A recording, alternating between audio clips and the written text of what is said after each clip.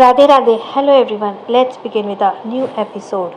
वन्या यक्षित के सीने पे अपना सिर छुपाते हुए धीरे से बोली, आई लव यू यक्षित। यक्षित वन्या की पीठ को प्यार से सहलाने लगा, जिसे थोड़ी ही देर में वह फिर से नींद के आगोश में चली गई। थोड़ी देर तक यक्षित वहीं वन्या के पास रहा। जब घड़ी की तरफ नजर डाली तो सुबह के 8 बज रहे थे। उसे याद आया कि आज उसने अपने बेटे को प्रॉमिस किया था कि वो उन्हें घुमाने ले जाएगा। फिर एक नज़र उसने वन्या पर डाली। उसके चेहरे पे एक स्माइल आ गई। ये सोचकर वन्या आज उस पर बिगड़ने वाली है। अब आ गई। वन्या को ठीक से कवर करके हुए यक्षित पास के रखा एक टॉवल लेकर उसे अपनी कमर पर लपेटता है। वन्या और अपने कपड़ों को जो फर्श पर पड़े हुए थे उसे उठाकर वह लॉन्ड्री बास्केट में डाल देता है। वह अपने कमरे की तरफ जाता है तो देखता है तो उसके दोनों नन्हे नन्हे बच्चे अभी भी सुकून से सो रहे थे। दोनों को देखकर यक्षित के फेस पर एक प्यारी सी स्माइल आ गई। वह उसके करीब गया और उन्हें नहलाते हुए खुद से बोला, वाइफी, मैंने कहा था ना, हमारे दोनों लिटिल वंस अपने डैडी से बहुत प्यार करते हैं। यक्षित थोड़ा सा ब्लैंकेट हटाकर अपने बेबीज़ को प्यार से निहारने लगा। छोटा वेद अपनी लिटिल सिस्टर को हक करके सो रहा था। यक्षित को उन्हें जगाने का मन तो नहीं कर रहा था, पर फिर भी सुबह के 8 बज रहे थे और अपने प्यारे बच्चों को आलसी नहीं बनाना चाहता था। उसने वेद के गालों पर थपकी देते हुए कहा, बेबी वेकअप, देखो सुबह हो गई है। वेद को रोज उसकी मम्मा जगाया करती थी, पर आज डैडी थे। नन्हा वेद मुश्किल से अपनी आंखें खोलते हुए अपनी नींद भरी प्यारी आवाज़ में बोला, डैडी। यक्षित वेद के सिर पर प्यार से सहलाते बोला, डैडी नहीं, यहीं पर है बेटा, चलो अब उठ जाओ, ओके। पर वेद आज जल्दी उठने के मूड में नहीं था। वह अपनी टिमटिमाती आंखों से अपने डैडी की तरफ देखते हुए बोला, नो डैडी, वेदांश को अभी और छूना है। अपने बेबी की बातें सुनकर यक्षित की आंखें छोटी हो जाती हैं। वह उसे और सोना नहीं देना चाहता था। Excuse me, sorry. इसलिए उसने उसे अपनी गोद में उठा लिया। नन्हा वेद अपने दोनों छोटे छोटे हाथ अपने डैडी की नेक पर लपेट लेता है और शोल्डर पर अपना छोटा सा चेहरा छुपा लेता है। अपने बेबी की इस हरकत पर यक्षित स्माइल करता है। वह वेद को पीठ सहलाते बोला, बेटा अगर आप ऐसे ही सोते रहे तो डैडी मम्मा और इशू के साथ गुम्मी गुम्मी कैसे करने जाओगे? हाँ, गुम्मी के नाम से वाली बात सुनकर नन्हा वेद झट से अपनी टिमटिमाती आंखों से अपने डैडी को देखने लगा। उसके चेहरे पे एक स्माइल आ गई थी। वह अपने डैडी की तरफ देखते हुए बोला, गुड मॉर्निंग डैडी। यक्षित अपने बेबी के गालों पे किस करते हुए बोला, good morning baby, that's like my boy. Ved अपनी टिमटिमाती आंखों से अपने डैडी की तरफ देखते हुए बोला, डैडी मम्मा कहाँ हैं? यक्षित वेद के सर पर प्यार से सहलाते हुए बोला, मम्मा तो रेस्ट की ज़रूरत है, इसलिए वो नीनी कर रही है। वेद अपने डैडी की तरफ देखते हुए मासूमियत से बोला, डैडी फिर मुझे और इचू को लेडी कौन करेगा? यक्षित अपने चेहरे पर स्माइल लिए हुए बोला, डैडी है ना, आज वो आप दोनों को चैम्प्स को रेडी करेंगे। वेद स्माइल समझ गया कि अगर उसके डैडी उन्हें रेडी करने वाले हैं तो उनकी बात आज काफ़ी एडवेंचरस होने वाली है। वेद खुशी होते हुए बोला, डैडी ये मुझे बहुत मज़ा आएगा। अपने बेबी की एक्साइटमेंट देखकर यक्षित खुद को स्माइल करने से रोक नहीं पाया और उसकी निगाहें अपनी नन्ही सी परी पर गई जो अभी भी सुकून से सो रही थी। यक्षित उसके मासूम से चेहरे को बहुत ही प्यार से देखने लगा। ये नन्ही सी बच्ची सच में बेहद ज़्यादा क्यूट थी। कोई उसे देख ले तो उसे अपनी गोद में लिए बगैर रह नहीं सकता था। उसने अपने डैडी को अपनी बेबी सिस्टर को इस तरह देखता देख वेद बोला, डैडी इचू कितनी प्यारी ची है ना? यक्षित वेद के सिर पर प्यार से हाथ फेरते बोला, हाँ बेटा, इशू बिल्कुल आप पर गई है ना, इसलिए वह बहुत प्यारी है।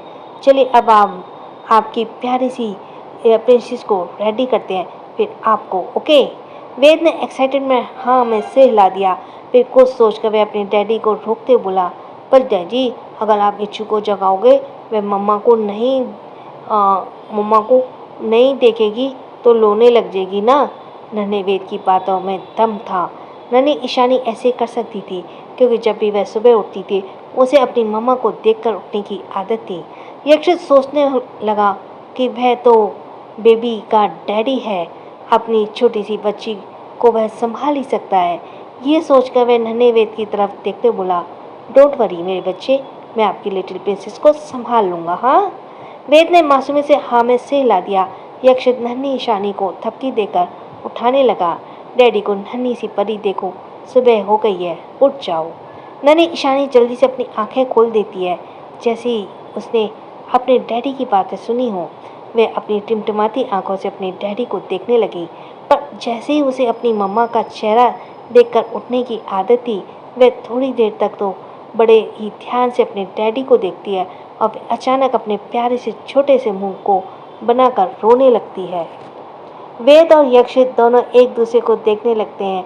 वेद इस तरह से अपने डैडी को देख रहा था जैसे कह रहा हो, डैडी मैंने तो आपको पहले चिकाता ही चुलो देगी। यक्षित वेद की तरफ इस तरह से देख रहा था जैसे कह रहा हो, अब देखो डैडी क्या करते हैं। यक्षित ने अपनी नन्ही सी परी को अपनी गोद में ले लिया और उसे चुप कराने की कोशिश करने लगा। थोड़ी देर बाद जब नन्ही ईशानी थोड़ी शांत हो गई, यक्षित उसे मासूम से चेहरे को देखकर उसके गुलाबी गालों पर प्यार से चूमते बोला, गुड मॉर्निंग लिटिल प्रिंसेस। नन्ही ईशानी अपनी टिमटिमाती गोल गोल आंखों से अपने डैडी की तरफ देखते हुए अपनी तोतली आवाज में बोली, डैडी। उसने बेबी की प्यारी सी आवाज़ सुनकर यक्षित के फेस पर एक स्माइल आ गई। नन्ही ईशानी अपने मुंह में एक उंगली डालकर डैडी डैडी बोलते हुए कुछ क्यूट लग रही थी। वह अपनी छोटी सी बेटी को गोद में लेकर अपने दूसरे हाथ से वेद को पकड़ रहा वॉशरूम की तरफ जाने लगा। सबसे पहले उसने बाथटब और टेम्परेचर नन्ही ईशानी के अकॉर्डिंग सेट किया, क्योंकि इस वक्त सबसे नाजुक और मुलायम स्किन उसकी लिटिल प्रिंसेस की थी। फिर ईशानी को साइड से बिठाकर वेद के कपड़े चेंज कर दिए। फिर नन्ही ईशानी को चेंज करके तीनों बाथटब में आ जाते हैं। करीब 1 घंटे बाद वन्या की नींद भी खुल गई। जब वह जाग गई तो उसने एक नज़र कमरे की तरफ डाला। यह उसका कमरा नहीं था। तभी उसकी निगाहें खुद पर गई तो वन्या शर्म से पानी पानी हो गई। उसकी बॉडी पर कुछ भी ऐसा नहीं बची थी जहाँ यक्षित ने अपनी प्यार की निशानी ना छोड़ी हो। वन्या ने वहाँ पर रखा बाथरोब पहन लिया जिसे यक्षित ने उसके लिए रखा था। इस वक्त सुबह के 9 बज रहे थे। वन्या का ध्यान अपने बच्चों पर गया तो वह हड़बड़ा कर अपने कमरे की तरफ जाने लगी। वह कमरे के अंदर आई तो देखा कि बच्चे और यक्षित तीनों कमरे में नहीं है। ये देखकर वन्या को घबराहट होने लगी। तभी उसे वॉशरूम से तो खिलखिलाकर हंसने वाली प्यारी आवाज़ आई। एक किसी छोटे बच्चे की थी, दूसरी किसी प्यारी सी बच्ची की। दोनों आवाज़ों को सुनकर वन्या को थोड़ी तसल्ली मिली। फिर यह सोचकर कि उसकी आंखें एकदम से छोटी हो गई, वह वॉशरूम की तरफ अपने कदम बढ़ाने लगी। जैसी अंदर गई सामने का नज़ारा देख उसकी आंखें बिल्कुल छोटी हो गईं। वह अपनी कमर पर हाथ रखकर तीनों को घूरने लगी। नन्ही ईशानी अपने डैडी की गोद में थी और काफ़ी ज़्यादा खुश और एक्साइटेड लग रही थी। वहीं नन्हा वेद भी अपने चेहरे पे स्माइल लिए अपनी बेबी सिस्टर के सिर पर सोप बबल से बादल बना रहा था। अपने दोनों बच्चों को खेलते हुए देखकर यक्षित के फेस पर भी स्माइल थी। नन्ही ईशानी इस शॉप बबल्स के साथ किसी क्यूट से बादल की तरह लग रही थी। जैसे ही नन्ही ईशानी की निगाह अपनी मम्मा पर पड़ी तो वह अपने दोनों हाथ वन्या की तरफ कर देती है, जैसे वह उसे भी बाथटब में बुला रही हो। अपने बेबी के इस रिएक्शन को देखकर वन्या के फेस पर एक स्माइल आ गई। यक्षित वन्या की तरफ देखते हुए बोला, वाइफी वहाँ खड़ी खड़ी क्या कर रही हो, यहाँ आओ और हम सबके साथ एंजॉय करो। वन्या यक्षित को घूरते हुए बोली, आज सुबह सुबह आपको बहुत मस्ती चढ़ी है। यक्षित मासूम बनते हुए बोला, वाइफी ये तो तुम्हारे बच्चों की फरमाइश थी, वरना तुम भी जानती हो मैं कितना स्ट्रिक्ट डैड हूँ।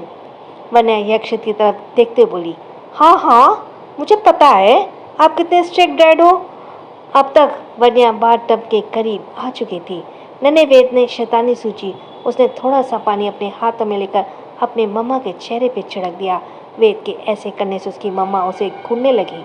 वेद को लगा कि शायद उसकी मम्मा को उसकी ये हरकत पसंद नहीं आई, इसलिए वह अपने दोनों कानों को पकड़कर अपनी मम्मा की तरफ देखते हुए अपनी मासूम आवाज़ में बोला, चौली मम्मा।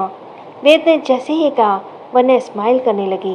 वह बाथटब के करीब जाकर अपने बच्चे के दोनों हाथ उसके कान से हटाकर उसके माथे पर चूमते हुए बोली, नहीं मेरे बच्चे, मम्मा आपको बिल्कुल भी नाराज़ नहीं है। हाँ, वेद जानता था कि उसकी मम्मा उसे सबसे ज़्यादा प्यार करती हैं, उसकी हर शैतानी भी माफ़ कर देती हैं। वन्या का कहना था कि अगर बच्चे शैतानी नहीं करेंगे तो और कौन करेगा। वह वेद की परवरिश काफ़ी अच्छे से कर रही थी, उसे खुद भी पढ़ाती थी, उसे मैनर सिखाते का काम भी वन्या ही करती थी।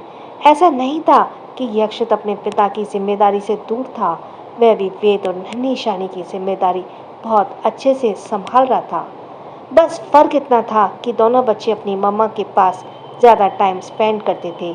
यक्षित का ज़्यादातर समय ऑफिस में ही बीतता था, पर जैसे ही वह ऑफिस से घर आता था तो वह अपना पूरा वक्त अपने बच्चों को देता था। वेद अपनी एक्साइटमेंट वॉइस में अपनी मम्मा की तरफ देखते हुए बोला, मम्मा आप भी हमारे साथ आओ ना। वन्या वेद के सिर पर प्यार से हाथ फेरते हुए बोली, बेबी आप डैडी के साथ एंजॉय करो, मैं आपकी बेबी प्रिंसेस को रेडी कर देती हूँ। हाँ, पर वेद नाम में सिर हिला देता है और बोलता है, नो मम्मा प्लीज आप भी आओ ना। नन्ही ईशानी भी अपने छोटे छोटे हाथों से अपनी मम्मा के हाथ को पकड़ने की कोशिश करती है। वन्या समझ गई थी कि उसे अपने दोनों बच्चों की विश पूरी करनी होगी। वह भी बाथटब में आ जाती है। नन्ही ईशानी अपनी मम्मा की तरफ अपनी टिमटिमाती आंखों से देखने लगती है। वन्या अपनी नन्ही परी के गालों को पिंच करते हुए अपने डैडी से बोली, आपकी लिटिल प्रिंसेस ने आपको ज़्यादा तंग तो नहीं किया ना। वन्या भी ये जानती थी कि उसकी नन्ही प्रिंस प्यारी की सुबह सुबह अपनी मम्मा का चेहरा देखने की आदत है। यक्षित वन्या की तरफ देखते बोला, नहीं भाई, हमारी लिटिल प्रिंसेस ने अपने डैडी को ज़्यादा परेशान नहीं किया। वह थोड़ा रोई थी और अपनी मम्मा को नहीं देखकर, पर डैडी ने सब हैंडल कर लिया। ये बोलकर यक्षित अपने बेबी प्रिंसेस के गालों पर प्यार से चूम लेता है। थोड़ी देर तक अपना बाथ टाइम एंजॉय करने के बाद वन्या और यक्षित दोनों टब से बाहर आ गए। वन्या यक्षित की तरफ देखते हुए बोली, आप रेडी हो जाइए, मैं इन दोनों को रेडी कर देती हूँ। यक्षित ने हाँ में सिर हिला दिया। नन्ही ईशानी एक क्यूट से टॉवल में लिपटी हुई किसी प्यार से छोटे खरगोश की तरह लग रही थी, जिसे उसके डैडी ने अपनी गोद में ले लिया था। वन्या वेद को टब में निकाल कर उसे टॉवल से लपेट देती है। थोड़ी ही देर में वह अपने बेबी बॉय को रेडी कर देती है। फिर वह नन्ही ईशानी को लेकर जाती है। यक्षित भी रेडी होने के लिए चला जाता है। वन्या ने आज अपने बेबी प्रिंसेस को पाउडर ब्लू कलर का एक खूबसूरत सा फ्रॉक ड्रेस पहनाया हुआ था, जिसमें वह काफ़ी ज़्यादा प्यारी लग रही थी। वहीं वेद की भी पाउडर ब्लू कलर की क्यूट सी टी शर्ट और नीचे जीन्स की हाफ पैंट पहनाई गई थी, जिसमें वह काफ़ी ज़्यादा प्यारा लग रहा था। वन्या ने आज दोनों भाई बहन का आउटफिट का कलर सेम रखा था। दोनों को रेडी करने के बाद वह उन्हें बेड पर बिठा देती है। नन्ही ईशानी के चारों तरफ पिलो लगा देती है। वह दोनों ही सिर को सहलाते हुए प्यार से बोली, बेटा मम्मी रेडी होने जा रही है, आप दोनों शैतानी नहीं करना, ओके। वेद अपनी प्यारी आवाज़ में बोला, ओके मम्मा।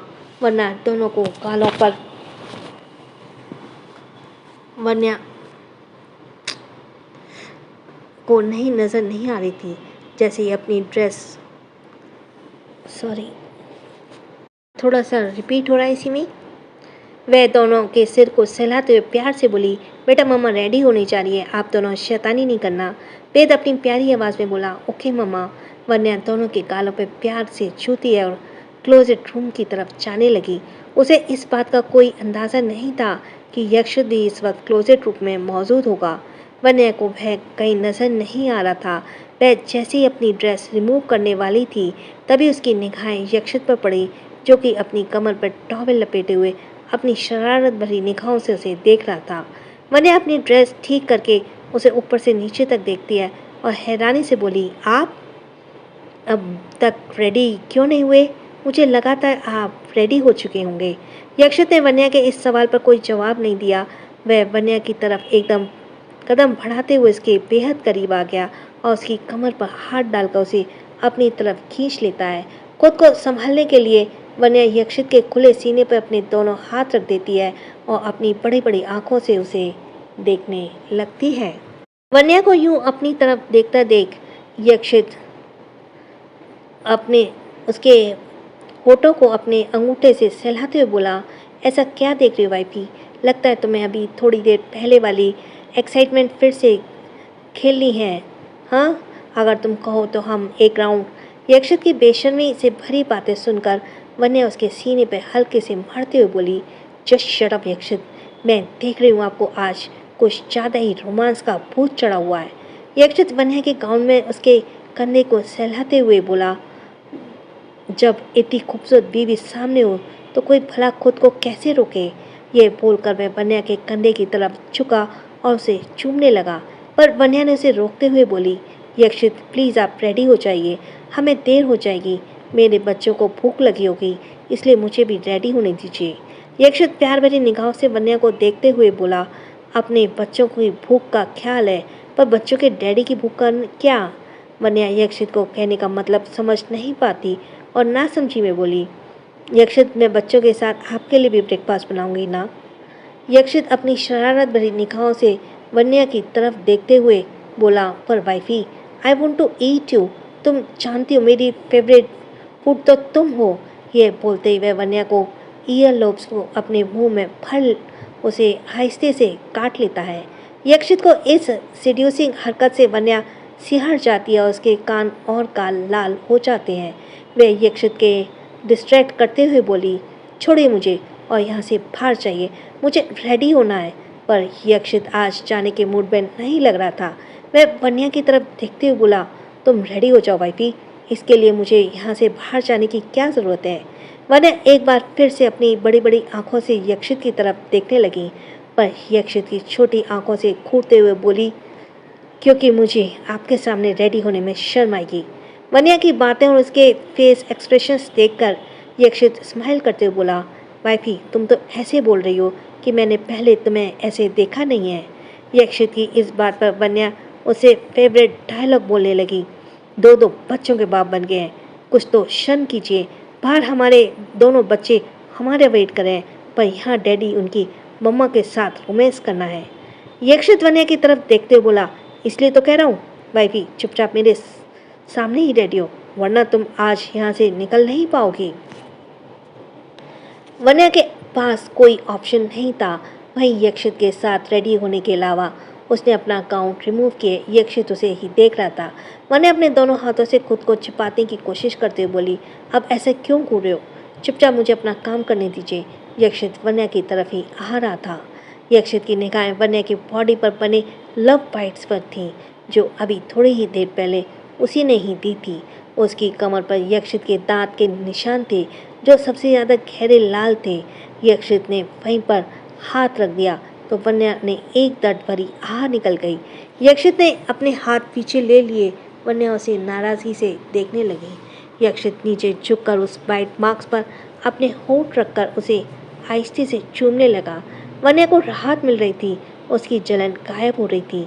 यक्षित ने अपने हाथों में एक दवाई का ट्यूब ली और वन्या की बाइट मार्क्स पर लगाने लगा। फिर अपने कपड़े लेकर बाहर की तरफ जाते हुए बोला, जल्दी से रेडी हो जाओ। यक्षित वहाँ से चला गया। उसके इस स्वीट जेस्चर पर वन्या खुद को स्माइल करने से रोक नहीं पाई। उसे यक्षित की यही केयरिंग वाली क्वालिटी सबसे अच्छी लगती थी। यक्षित के जाने के बाद वन्या ने अपने लिए एक फुल लेंथ वाला ड्रेस निकाला। उसकी पूरी बाहें थी और नीचे मिड लेंथ की ड्रेस थी जो घुटनों से नीचे तक आ रही थी। वह एक खूबसूरत सी पाउडर ब्लू कलर की नेट की ड्रेस पहनी थी जो वन्या पर बेहद खूबसूरत लगने वाली थी। थोड़ी ही देर में वन्या रेडी होकर बाहर आई। उसने अपने स्ट्रेट बालों को खुला भी रखा हुआ था। यह ड्रेस वन्या की बॉडी पर उसकी स्किन को काफ़ी अच्छे से टोन कर रही थी। पफ फुल स्लीव्स और ड्रेस बेल्टेड स्टाइल में था जो वन्या के बॉडी को काफ़ी अच्छे से सूट कर रहा था। यक्षित भी अब तक रेडी हो चुका था। वन्या ने भी उसका लिए पाउडर ब्लू कलर की टी शर्ट और नीचे वाइट पैंट वाली आउटफिट रख दी थी। आज ये फैमिली मैचिंग कलर कॉम्बिनेशन में थी। यक्षित रेडी हो चुका था और बेड पर अपने बच्चों के साथ खेल रहा था। वह बेड पर लेटा हुआ था। नन्ही ईशानी अपने डैडी के सीने पर बैठी हुई थी। नन्हा वेद अपनी बेबी प्रिंसेस का एक हाथ पकड़े हुए खेल रहा था। तभी नन्हे वेद और नन्ही ईशानी की निगाहें अपनी मम्मा पर गई। वेद अपनी प्यारी सी वॉइस में बोला, wow mumma, you are looking so gorgeous. नन्ही ईशानी भी अपनी टूटी फूटी आवाज़ में मम्मा मम्मा करने लगी। अपने बच्चों की आवाज़ सुनकर यक्षित ने जब वन्या की तरफ देखा तो वह तो जैसे अपने होश ही खो बैठा, क्योंकि सामने से आ रही खूबसूरत लड़की किसी हॉलीवुड पर्सनैलिटी से की तरह बेहद ही ज़्यादा खूबसूरत लग रही थी। यह ड्रेस वन्या की काफ़ी अच्छे से सूट कर रहा था। ऐसे लग रहा था जैसे कि ये वन्या के लिए ही बनी हो। वन्या वेद के पास आकर उसके गुलाबी गालों पर आहिस्ते से पिंच कर बोली, आप भी बहुत हैंडसम लग रहे हैं मेरे बच्चे। वन्या के पिंच करने के से वेद के गाल और गुलाबी होने लगे। नन्ही ईशानी भी अपनी मम्मा की तरफ देखते हुए अपने मुंह में एक उंगली डालकर बोली, मम्मा वन्या ने नन्ही ईशानी को अपनी गोद में ले लिया और उसे प्यार से देखने लगी। यक्षित चुपके से दोनों की पिक्चर्स क्लिक कर ली। नन्ही ईशानी आज अपनी मम्मा की लिटिल वर्जन लग रही थी। वेद अपने डैडी की तरह देखते हुए बोला, डैड आप भी बताओ ना मम्मा कैसी लग रही है। यक्षित वेद के सिर पर प्यार से हाथ फेरते हुए वन्या की तरफ देखते हुए बोला, बेबी मम्मा तो वर्ल्ड्स बेस्ट है और सबसे ज़्यादा खूबसूरत भी। यक्षित की तारीफ सुनकर वन्या के चेहरे पे एक स्माइल आ जाती है। वही नन्ही ईशानी अपनी छोटी छोटी उंगलियों से अपनी मम्मा के गालों को छू रही थी। यक्षित वन्या के करीब आकर अपने होठ उसके कानों के पास ले जाकर धीरे से बोला, वाइफी मैंने सोचा नहीं था तुम मुझसे इस तरह बदला लोगी। अगर बच्चों का सवाल नहीं होता ना तो तुम्हें मैं इसी तरह कहीं जाने ही नहीं देता। यक्षित की बातें सुनकर वन्या के गाल शर्म से गुलाबी हो गए। वह स्माइल करते हुए बोली, हो गया आपका, अब चलिए यहाँ से। वन्या नन्ही ईशानी को लेकर नीचे की तरफ जाने लगी। यक्षित ने वेद को अपनी गोद में लिया हुआ था।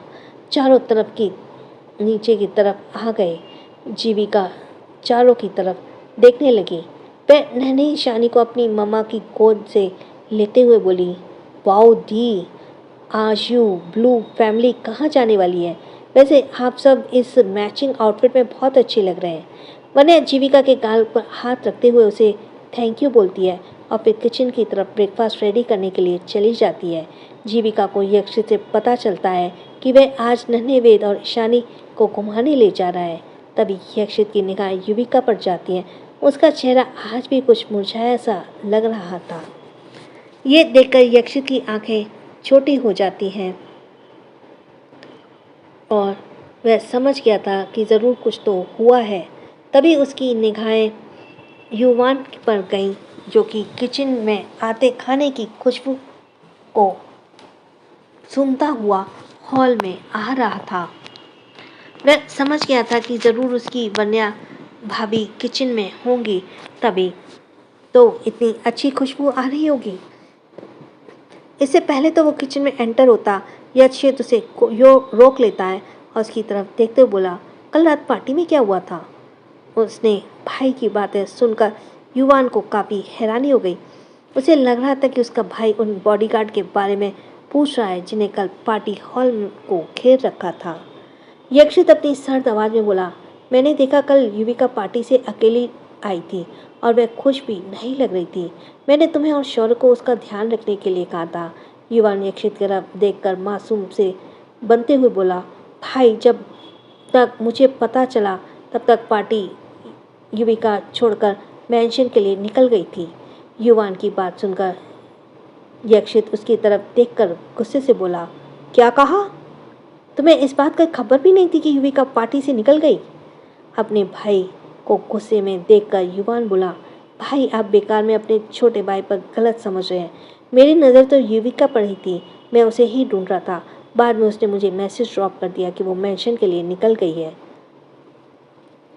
बस ये बोलकर वह अपने फ़ोन की स्क्रीन यक्षित की तरफ दिखा देता है, जिसमें युविका ने उसे बताया था कि वह घर जा रही है। पर फिर भी यक्षित को कुछ गड़बड़ लग रहा था। गड़बड़ तो युवान को भी लग रहा था, पर वो इस बारे में अपने तरीके से पता करना चाहता था। युवान को हुई शौर्य की उस बात पर अटक गई थी जब उसने उसे बताया था कि युविका नाराज होकर पार्टी छोड़कर चली गई है। पर युवान ये बात अपने भाई को नहीं बता सकता था, वरना उसके भाई की गाज उसके प्यारे दोस्त पर गिर जाती। युवान अपने प्यारे दोस्त की बलि चढ़ने नहीं दे सकता था, क्योंकि अगर युविका की नाराजगी के पीछे शौर्य का हाथ हुआ, गलती से भी होगा, तो उसे यक्षित से कोई बचा नहीं सकता था। यक्षित युविका के पास गया। युविका ने खुद से फेस एक्सप्रेशन ठीक किए और अपने भाई से ग्रीट किया। यक्षित युविका के सिर पर प्यार से हाथ फेरते बोला, एवरीथिंग ऑल राइट। युविका को पता था कि वह खुद को सबसे छिपा सकती है, पर अपने यक्षित भाई से नहीं। वह ना सिर्फ उसका बड़ा भाई था, बल्कि उनका फादर फिगर भी था। यक्षित को ये बात पता थी कि उसके भाई को उसके फेस एक्सप्रेशन युविका को ये बात पता थी कि उसके भाई उसके फेस एक्सप्रेशन पढ़ने में ज़्यादा वक्त नहीं लगाते। युविका अपने चेहरे की एक स्माइल लिए बोली, हाँ भाई, आई एम ऑल राइट। पर यक्षित समझ गया था कि युविका उससे कुछ छुपा रही है। यक्षित की निगाहें पास में ही खड़े वेद पर गईं। उसके और उसके डैडी का आउटफिट देखकर युविका स्माइल करते बोली, भाई आप लोग कहीं जा रहे हैं क्या? यक्षित वेद की तरफ देखते हुए बोला, हाँ, आज मैं और वन्या तुम्हारे दोनों नन्हे शतावरों को घुमाने ले जा रहे हैं। फिर कुछ सोचते बोला, जाओ तुम भी रेडी हो जाओ। ये सुनकर नन्हा वेद बोला, ये बुई भी हमारे साथ जाएगी। वेद काफ़ी खुश नजर आ रहा था। युविका का मूड ठीक करने के लिए यक्षित उसे अपने साथ लेकर जाना चाहता था, पर युविका का बिल्कुल मन नहीं था। वह शौर्य के सच से बहुत अपसेट थी। शौर्य से सच में बहुत अपसेट थी, पर वह अपनी बातें किसी से शेयर नहीं करना चाहती थी। युविका को यूं चुप देखकर नन्हा वेद अपनी बुई के हाथों में हिलाते बोला, बुई प्लीज आप भी हमारे साथ चलो ना, बहुत मजा आएगा। वेद की मासूमियत से भरे चेहरे को देखकर युविका भी मना नहीं कर पाई और उसने गुलाबी गालों को पिंच करते हुए बोली, ओके बेबी, बुई भी आप लोगों के साथ जाएगी। युवान के कानों में भी ये बात पड़ी। वह भी उसके पास आकर बोला, भाई मुझे भी आपके सबके साथ ज्वाइन करना है। युवान अपने भाई की तरफ आस भरी निगाहों से देखने लगा, पर यक्षित अगले पल उसके इस सपने को चकनाचूर करते बोला, बिल्कुल नहीं, तुम भूल गए हो तो बता दो, आज तुम्हारी पीआर की टेस्ट है। मैं नहीं चाहता कि तुम ये मिस करो। अपने भाई की बात सुनकर युवान का चेहरा छोटा सा हो गया। वह मन ही मन यक्षित को कोसते हुए बोला, ये भाई मीना पढ़ाई के अलावा इन्हें कुछ भी नहीं सोचता है। जिंदगी में कितनी अच्छी अच्छी चीज़ें हैं, पर नहीं, इनकी तो हमेशा पढ़ाई पर ही अटकी रहती है सुई। वो नताशा भी बिल्कुल भाई जैसी है, पर हर वक्त मुझे बस पढ़ाई पर फोकस करने को बोलती है। ओ गॉड, मैं नन्ही सी जान अपने छोटे से कंधे पर कितना बोझ उठाऊंगा। यक्षित अपनी आंखें छोटी करके अपने भाई की हरकतों को नोटिस कर रहा था। वह समझ पा रहा था कि उसके छोटे भाई और अजीब से दिमाग में क्या चल रहा है। यक्षित उसकी तरफ घूरते हुए बोला, तुम्हारा उलूल जुलूल बातें सोचना बंद हो गया है? अपने भाई की आवाज़ जैसे उसके कानों में महसूस हुई। वो खी करता हुआ यक्षित का अपना दांत दिखा देता है। यक्षित एक बार फिर उसे घूरने लगता है। युवान अपनी निजी टेक्निक इस्तेमाल करते हुए निंजा टेक्निक इस्तेमाल करते हुए अपने चेहरे पे दुनिया झांकी मासूमियत ले आता है, जैसे उसे मासूम तो दुनिया में कोई भी नहीं है। यक्षित को तो पहले से ही पता चल चुका है कि उसका भाई कौन सी गुगली डालने वाला है। युवान अपनी टिमटिमाती मासूमियत से भरी आंखों से अपने भाई की तरफ देखते बोला, भाई ये टेस्ट तो आते जाते रहते हैं, इसका क्या है? अगर एक छूट भी जाएगा तो दूसरी बार दे दूंगा, पर मस्ती करने का मौका तो बार बार नहीं मिलता ना।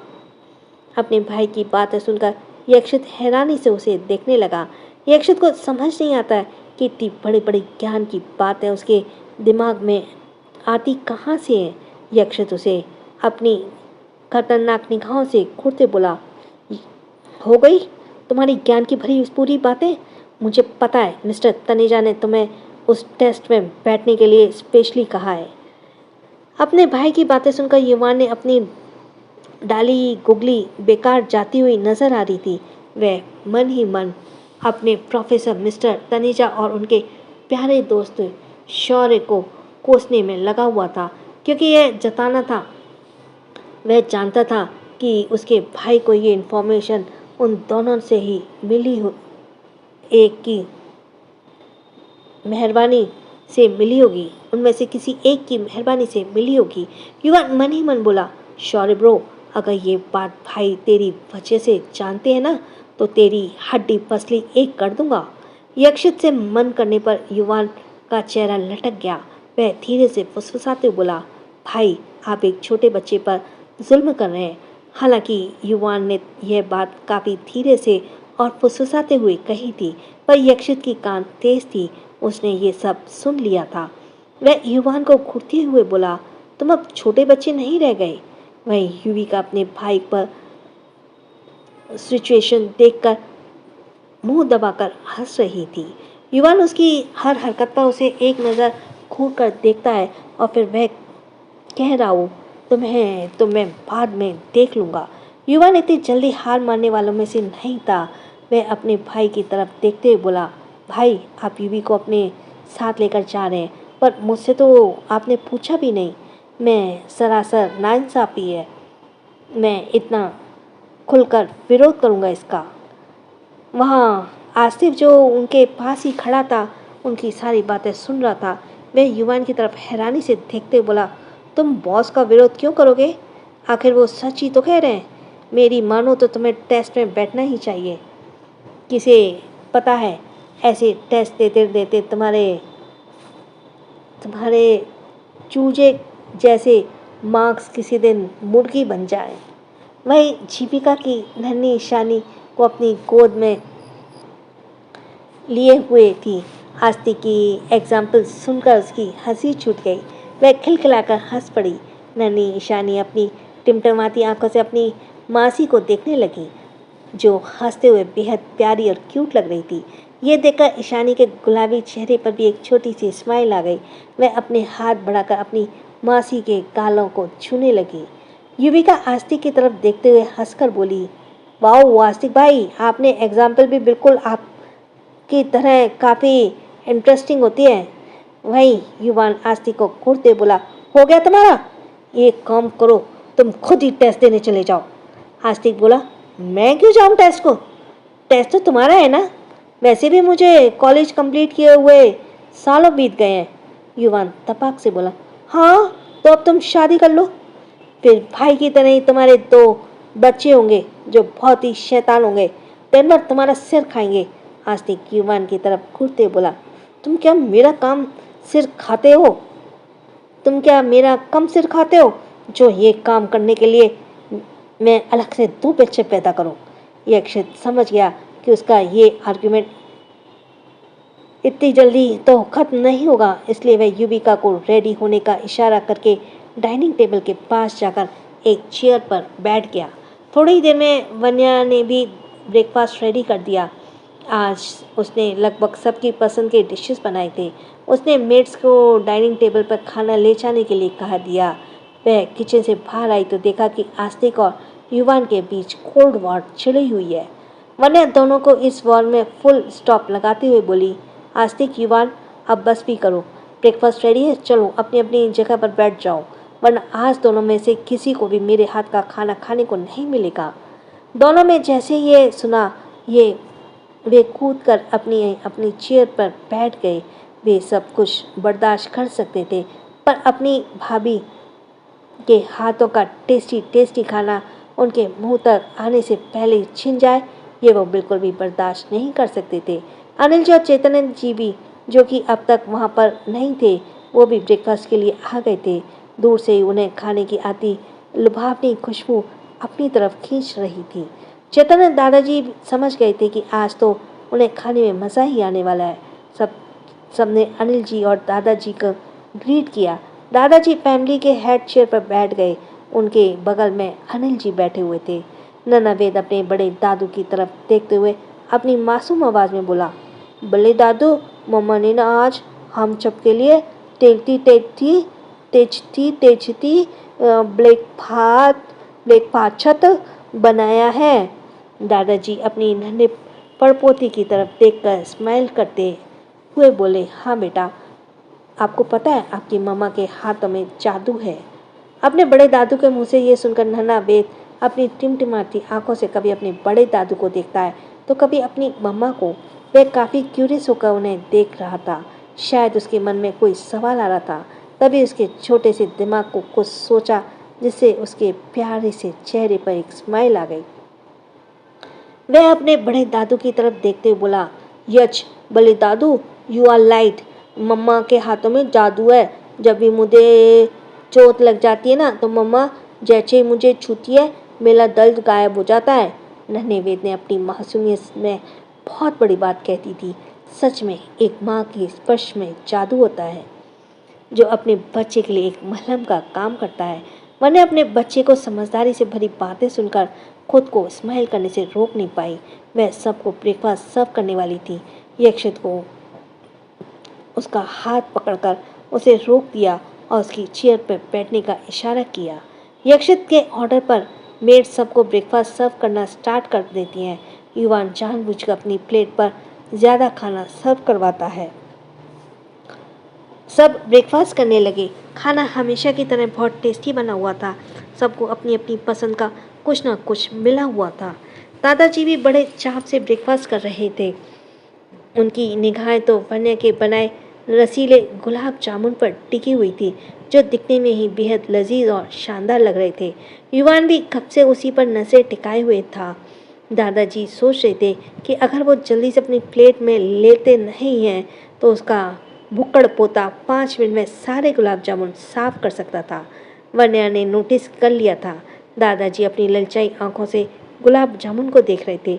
वे उनके प्लेट पर एक गुलाब जामुन सर्व करते हुए बोली, दादाजी, इसे ऐसे देखने की कोई ज़रूरत नहीं है, आपको सिर्फ एक ही मिलेगा। वन्या जानती थी कि दादाजी को डायबिटीज़ है। वन्या उनकी शुगर कंट्रोलर थी, पर दादाजी का मन सिर्फ एक गुलाब जामुन से कहाँ बढ़ने वाला था कि तभी जब ये उनका फेवरेट हो। वन्या को ये बात पता नहीं थी कि दादाजी गुलाब जामुन के ज़्यादा पसंद थे। दादाजी किसी छोटे बच्चे की तरह शक्ल बनाते हुए बोले, वन्या बेटा, ये तो सरासर नाइंसाफ़ी है। कम से कम एक और गुलाब जामुन तो मिलना ही चाहिए। वन्या दादाजी की हेल्थ कंडीशन को ध्यान में रखते हुए बोली, बिल्कुल भी नहीं दादाजी। एक बार अगर आपका शुगर लेवल कंट्रोल में आ जाए तो मैं आपको आपके हाथों से ढेर सारा गुलाब जामुन बनाकर खिलाऊंगी। पर दादाजी को तसल्ली कहाँ पड़ने वाली थी। वह यक्षित की तरफ आस भरी निगाहों से देखने लगे। यक्षित अपने दादाजी की निगाहों को भांप गए और वह उनकी तरफ देखते हुए बोला, इसमें मैं आपकी कोई मदद नहीं कर सकता। आपकी पोता बहू सही कह रही है। एक बार आप अपनी शुगर कंट्रोल में कर लो, ले आओ, आपकी विश भी पूरी हो जाएगी। दादाजी समझ गए थे कि उनकी दाल इतनी आसानी से गलने वाली नहीं है। वही अनिल जी अपने पापा के बच्चों जैसी हरकतें देखकर मन ही मन में स्माइल कर रहे थे। नन्ही ईशानी अपने डैडी की गोद में बैठी हुई थी। वन्या ने इसका बेबी फूड बनाया था और नन्ही ईशानी की क्यूट सी प्लेट में उसे सर्व कर दिया था। पर उसकी नन्ही बच्ची की निगाहें तो अपने डैडी पर खाने पर थी। वह उस पर अटैक करना चाहती थी, पर बार बार यक्षित की प्लेट से स्पून छीनने की कोशिश कर रही थी। यक्षित अपनी नन्ही बेटी की शैतानी को ध्यान से नोटिस कर रहा था। यक्षित छोटे से स्पून से जैसे ही एक बाइट अपनी प्यारी बेटी की तरफ बढ़ाता है, वह नाम में सिर हिलाते हुए हिलाने लगती है। अपनी छोटी सी बच्ची के इस नखरे को देखकर यक्षित की निगाहें हैरानी से बड़ी बड़ी हो जाती हैं। वो इतनी सी भी नहीं हुई थी कि अभी से नखरे दिखाना शुरू कर दिया था। यक्षित का ये रिएक्शन देखकर वन्या खुद को स्माइल करने से रोक नहीं पाई। वन्या हंसते हुए यक्षित की तरफ देखकर बोली, उठाइए अपनी नन्ही परी को। नखरे नन्ही शानी अपनी टूटी फूटी आवाज़ में यक्षित की प्लेट की तरफ इशारा करते हुए बोली, दे दे दे दे दे दे दे, जैसे वह कहना चाह रही हो कि मुझे अपनी प्लेट से खाना दे दो। यक्षित अपनी नन्ही परी की निगाहों को समझते हुए बोला, बेटा, अभी आप डैडी की प्लेट से खाने के लिए बहुत छोटे हो। जब आप बड़े हो जाओगे तो डैडी आपको वो भी खिलाएंगे, ओके, चलो अब अच्छे बच्चे की तरह अपना मुंह खोलो। पर नन्ही ईशानी अपना मुंह नहीं खोलती और अपनी टिमटिमाती आंखों से अपने डैडी को देखने लगती है। अपने डैडी के इस रिएक्शन से यक्षित अपनी तरफ देखते हुए उसकी तरफ देखते हुए बोला, little princess come on. Daddy को परेशान नहीं करते बेटा। आपने डैडी की बातें सुनकर नन्ही ईशानी स्माइल करने लगती है। वह अपना छोटा सा मुंह खोल देती है। यक्षित उसे आहिस्ते आहिस्ते से ब्रेकफास्ट कराने लगा और उसे शाबाशी देते हुए बोला, दैट्स लाइक माई प्रिंसेस। दोनों बाप बेटी इस जोड़ी को देखकर वहाँ मौजूद सभी स्माइल करने लगे। ओबरॉय मैंशन। ओबरॉय फैमिली भी अपनी डाइनिंग टेबल पर ब्रेकफास्ट कर रही थी। सबको अपनी बातों से हंसा देने वाला आज ओबरॉय फैमिली का छोटा प्रिंस शॉन काफ़ी शांत और गुमसुम होकर ब्रेकफास्ट कर रहा था। कार्तिक जी और शकुन जी ने यह नोटिस किया। उन्हें शौर्य की इस तरह देखकर कुछ ठीक नहीं लग रहा था। वहीं विवेक ने भी ये बात नोटिस कर ली थी। बाकी के दिन विवेक की डाइनिंग टेबल पर शौर्य को डांट लगाकर चुप कराना पड़ता था, पर आज वह पहले से चुपचाप था। हालांकि ये बात उसे अजीब जरूर लग रही थी, पर फिर भी उसे ये अच्छा लग रहा था कि आज शौर्य ने अपनी उलूल जुलूल बातों का पिटारा नहीं खोला है।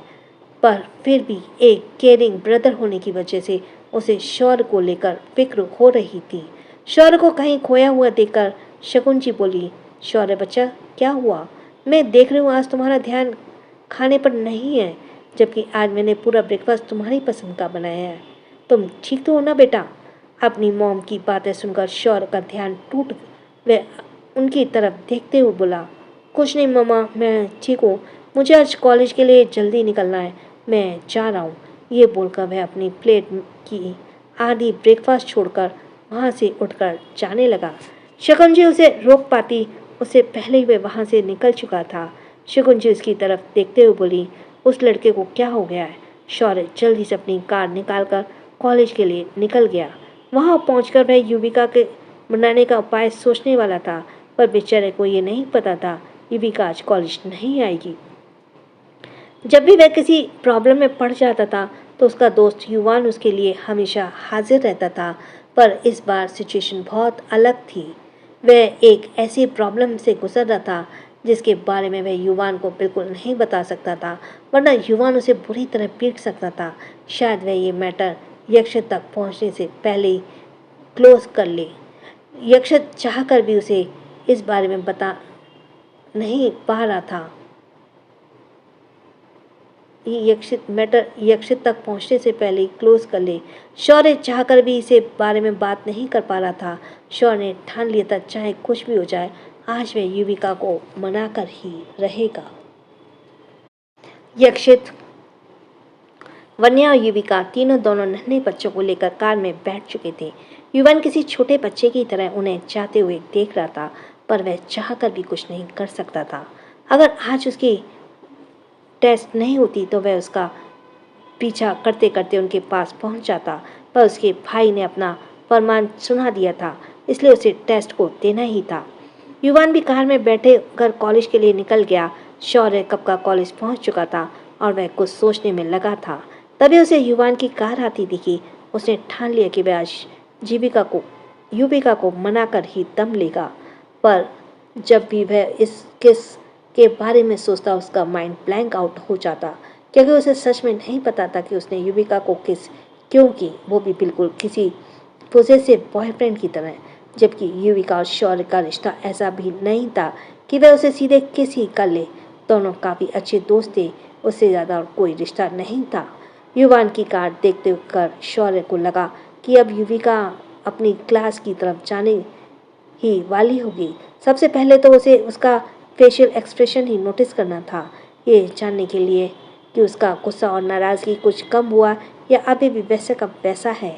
शौर्य काफ़ी असमंजस में था, क्योंकि आज से पहले उसने इस तरह के सिचुएशन कभी फेस नहीं किया था, क्योंकि आज से पहले उसने किसी लड़की को इस तरह से किस भी नहीं किया था। शौर्य ने देखा कि कार में एक सिर्फ युवान ही बाहर आया। युविका को उसके साथ कहीं दिख ही नहीं रही थी। यह देखकर शौर्य एक बार फिर निराश हो गया।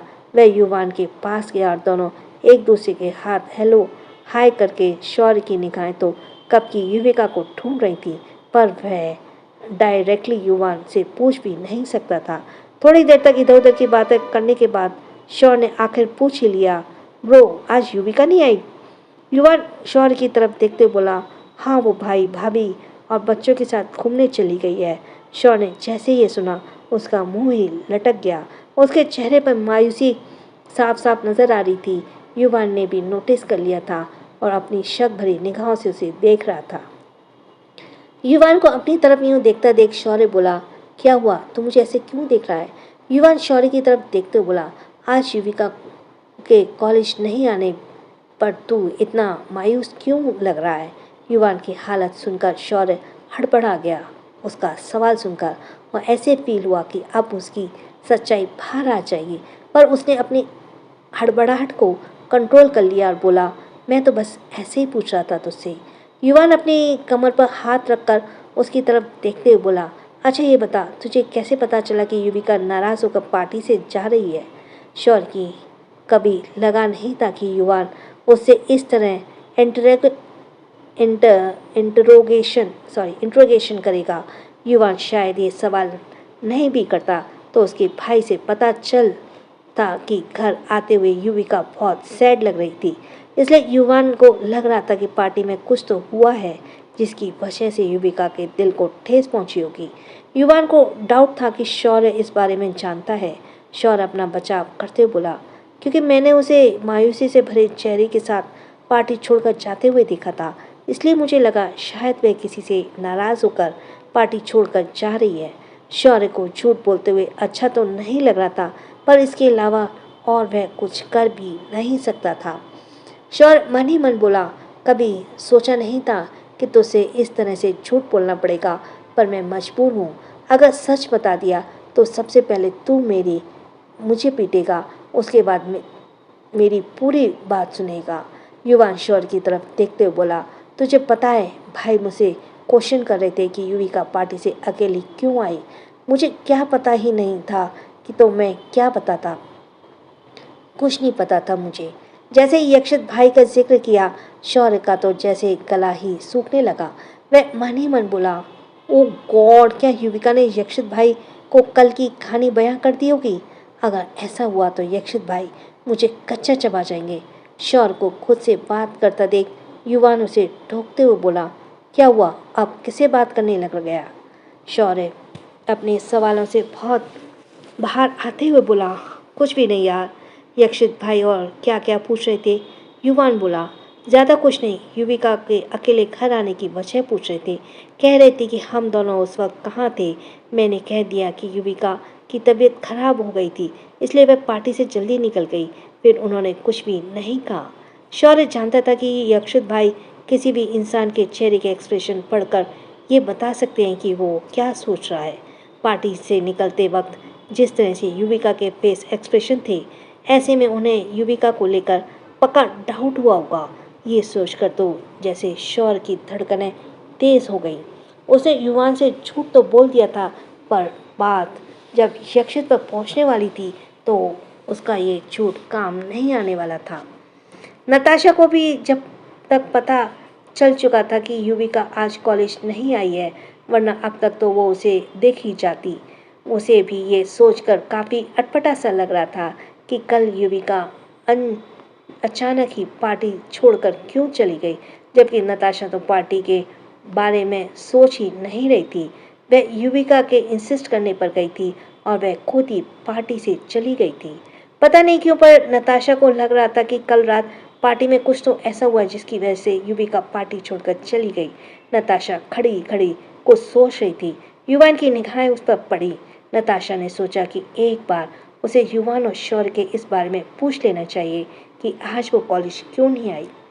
अब तक नताशा युवान और शौर्य को युविका के फ्रेंड समझती थी। वह अभी भी इस बात को अनजान थी कि युविका और युवान दोनों भाई बहन हैं और वो भी ट्विंस, और आज तक कंडीशनली ऐसा कोई बात भी नहीं आई जिसकी वजह से उनका ये रिलेशनशिप रिवील हो सके।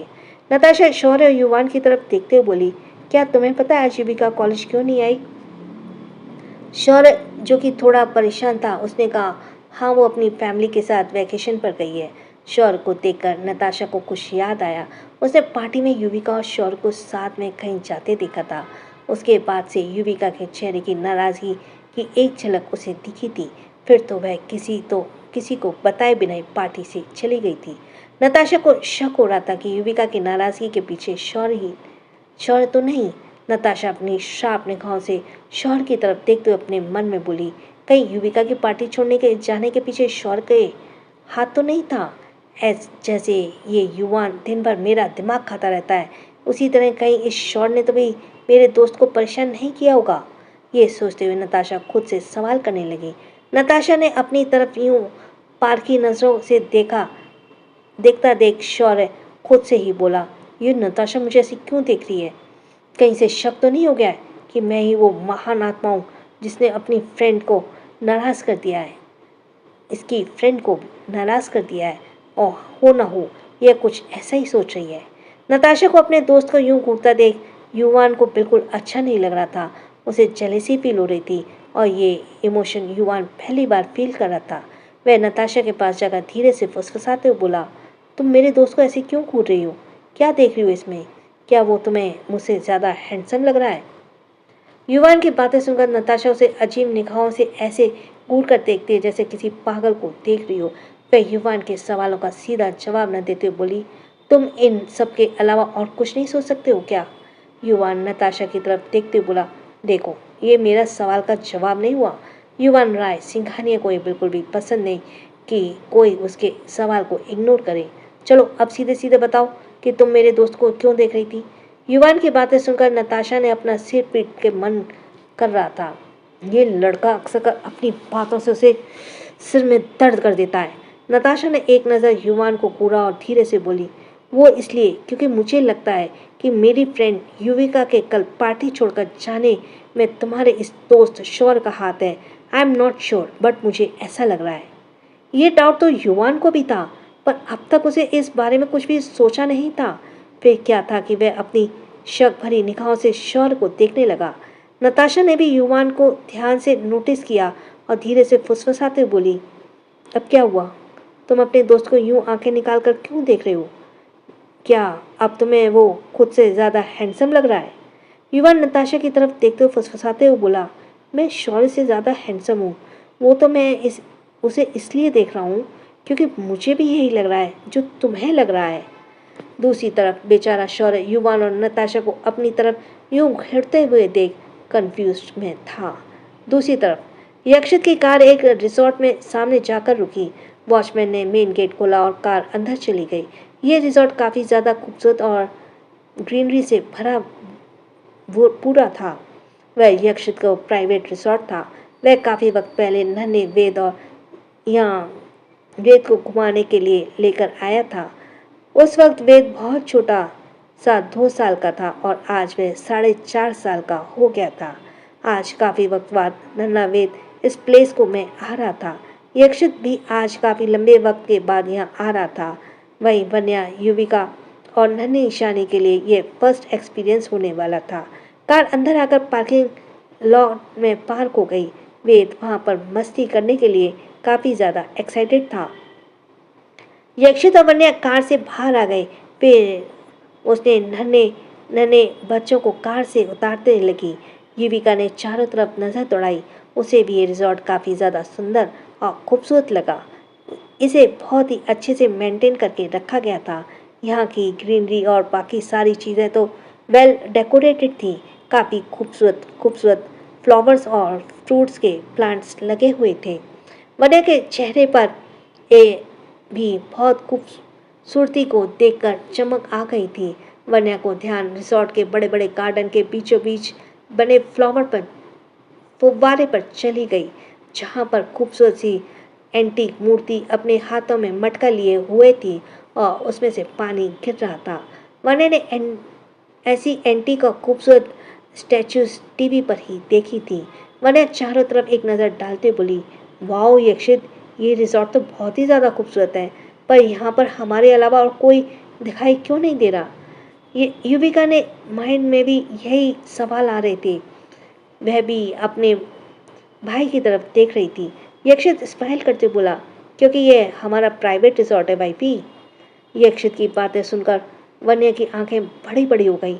उसे पता था कि उसका पति बहुत अमीर इंसान है, पर यह कितना अमीर है इस बारे में उसको अंदाजा वन्या को भी नहीं था। वह धीरे धीरे उसे यक्षित की सारी प्रॉपर्टीज का अंदाजा हो रहा था, जिसमें से ये रिसॉर्ट भी एक था। वन्या इतना तो अंदाजा लगा ही सकती थी कि उस को रिसॉर्ट को बिल्ड करने में यक्षित ने अरबों रुपए खर्च किए होंगे। ये बात सच भी थी। वहाँ पर एक फैमिली को एंजॉयमेंट के लिए पूरी व्यवस्था थी। बच्चों के लिए प्ले जोन बने हुए थे, जहाँ बच्चे लगभग हर तरह के स्पोर्ट्स खेले जा सकते थे। बच्चों के लिए वाटर पार्क भी बना हुआ था, जहाँ पर वेद और नन्ही ईशानी आज खूब एंजॉय करने वाले थे। इसके अलावा भी ऐसे बहुत सारे अरेंजमेंट्स वहाँ पर थी। इस रिसॉर्ट की ग्रीनरी पर मेजरली फोकस करके बिल्ड किया गया था। वहीं युविका जी भी ने यह सुनकर काफ़ी ज़्यादा एक्साइटेड और हैरान थी कि ये उनका खुद का रिसॉर्ट है। युविका को पता थी कि उसके भाई अरबों की प्रॉपर्टी के मालिक हैं, पर उसे इस बात का कोई अंदाज़ा नहीं था कि उनका एक बेहद ही ज़्यादा खूबसूरत रिसॉर्ट भी है। युविका काफ़ी एक्साइटेड होते बोली, वाओ, मैंने कभी सोचा भी नहीं था हमारा इतना ब्यूटीफुल सा रिसॉर्ट भी हो, वरना मैं अपनी सारी वैकेशन बनाने यहीं पर आती। This place is just so beautiful. अपनी छोटी बहन के चेहरे पे स्माइल देखकर यक्षित के दिल पर काफ़ी सुकून मिल रहा था। युविका बोली, मैं युवान भाई को यहाँ के बारे में बताऊंगी तो वो सच में बहुत रिग्रेट करने वाले हैं कि उन्होंने इतनी अच्छी अपॉर्चुनिटी मिस कर दी। यक्षित युविका की तरफ देखते हुए बोला, इसकी कोई ज़रूरत नहीं है, वरना ये सुनकर वो आधी रात को उठकर ये भी यहाँ आ जाएगा।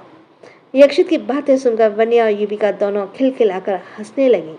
नन्ही ईशानी वहाँ के नज़ारे को देखकर बार बार अपनी मम्मा की गोद में उतरने की कोशिश कर रही थी, इसलिए वन्या ने उसे बहुत ही ध्यान से अपनी गोद से उतारकर ग्रास की फील्ड पर उतार दिया। वन्या का ध्यान यक्षित की बातों पर था। तभी उसने वहाँ पर देखा तो नन्ही ईशानी और उसका भाई दोनों वहाँ से गायब थे। वन्या अपनी फिक्र भरी निगाहों से इधर उधर देखने लगी। वह यक्षित और युविका को तरफ देखते हुए बोली, अरे ये दोनों कहाँ चले गए, अभी तो यहीं पर थे। और इसी के साथ थैंक्स फॉर लिसनिंग। छोटे को प्यार, बड़ों को सम्मान, राधे राधे।